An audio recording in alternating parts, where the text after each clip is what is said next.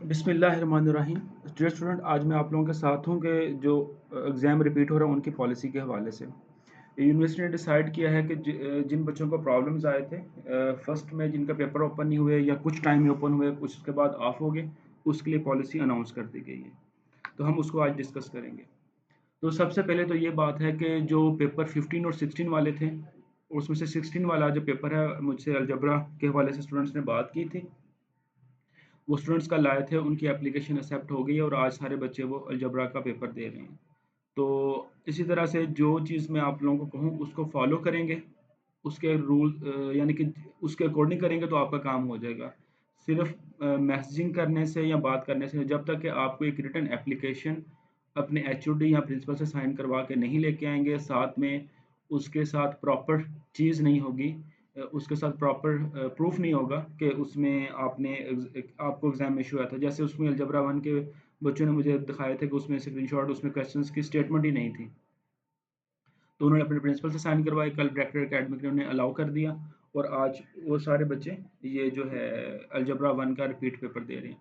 और उसमें next university ने बल्कि ये भी कर दिया, आज सारे बच्चों के लिए ओपन है। जिन बच्चों का भी 16 को पेपर हुआ था, चाहे वो सब कैंपस से है या गवर्नमेंट कॉलेज से है, सारे बच्चे आज का पेपर 16 फेब वाला जो रीशेड्यूल, चाहे वो 2 मार्च को या 3 मार्च को, सारे पेपर दे सकते हैं। नेक्स्ट है जो आप लोगों का जो एग्ज़ाम है वो होगा 7th को।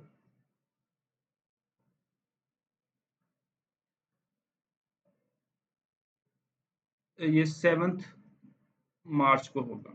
यहाँ पे मिस प्रिंट है कि आपका 3rd को, तो ये 7th मार्च 2021 को आप लोगों का रिपीट एग्ज़ाम होगा। इसमें ये जो है सबके लिए एग्ज़ाम होगा, चाहे वो गवर्नमेंट एफिलिएटेड कॉलेजेस हैं, चाहे कैंपसेस हैं, चाहे सब कैंपसेस हैं, सारे बच्चे ही ये रिपीट एग्ज़ाम दे सकते हैं। और एक चीज़ आप लोगों ने याद रखनी है, इसके बाद आप लोगों को कोई और डे नहीं मिलेगा। चाहे कोई भी प्रॉब्लम आ जाए, आप लोगों ने इंतज़ाम रखना है यूपीएस का, इंटरनेट के ब्रेक इन दरमियान में डिस्कनेक्ट ना हो।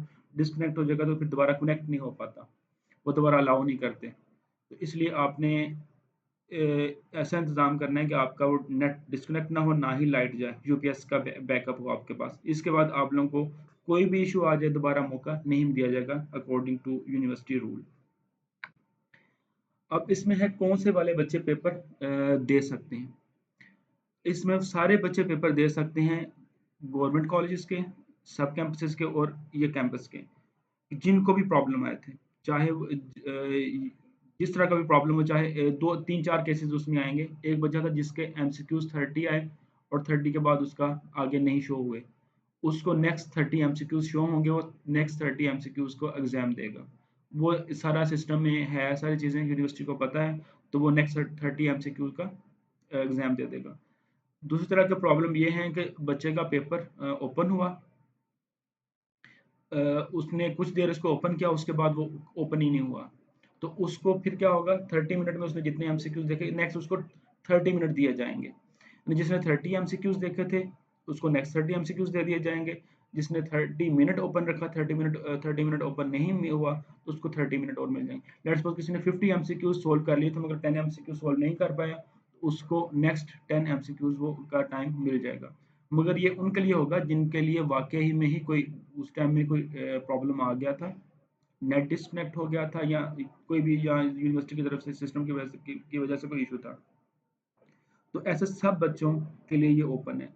अब रूल में आप लोगों को दोबारा गौर से सुन लें।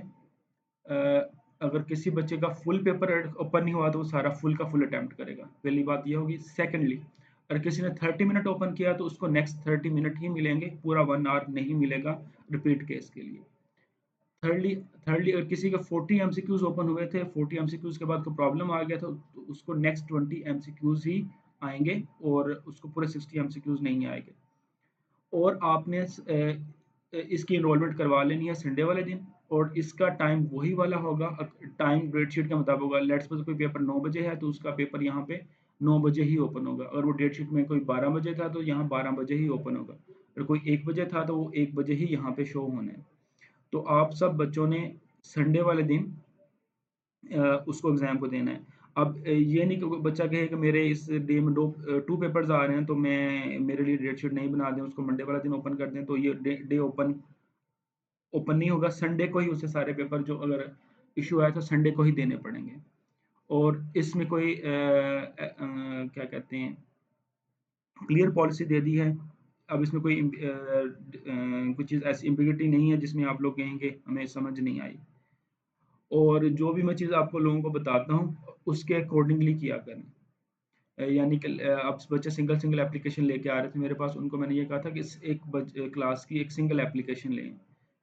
इसी तरह से डिफरेंट कॉलेजेस से बच्चे आ रहे थे, वो सिर्फ़ एप्लीकेशन लेके आ रहे हैं, उसपे प्रिंसिपल के एप्लीकेशन के साइन नहीं है और एफिलिएट कॉलेजेस से हैं। अगर सब कैंपसेस से हैं, तो उनके उनके डायरेक्टर के साइन होने चाहिए। अगर कॉलेज से हैं, तो उनके प्रिंसिपल के साइन होने चाहिए एप्लीकेशन पे, तभी उस पे आगे होता है डिस्कशन होती है। अदरवाइज़ अगर प्रिंसिपल के या डायरेक्टर का साइन नहीं है, तो नहीं है। तो इसका मतलब है कि आपके प्रिंसिपल ने उसको आपके मसले को सुना है, उसे लगा कि आपका जो प्रॉब्लम जेन्युइन है, तो उसने आपको हमारी यूनिवर्सिटी को आगे फॉरवर्ड किया।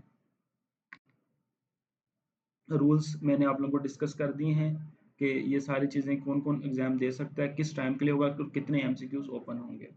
तो ये सारी चीज़ें आप लोगों ने याद रखनी है। और डे इसका 7th ऑफ मार्च संडे है और टाइम इसका अकॉर्डिंग टू डेट शीट होगा, यानी टाइम डेट शीट के अकॉर्डिंग होगा, मगर डेट 7 मार्च होगी। और इसमें एक दिन में 2 पेपर किसी ने बच्चे ने देने हैं, तो वो 2 उसी दिन होंगे।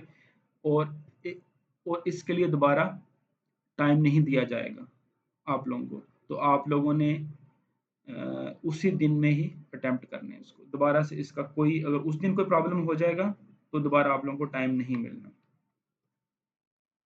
Okay, thank you. अ, और आप लोगों को प्रॉब्लम हो तो आप कमेंट कर सकते हैं, उनके मैं फिर साथ-साथ आंसर कर दूँगा। ओके जी, अल्लाह हाफ़िज़।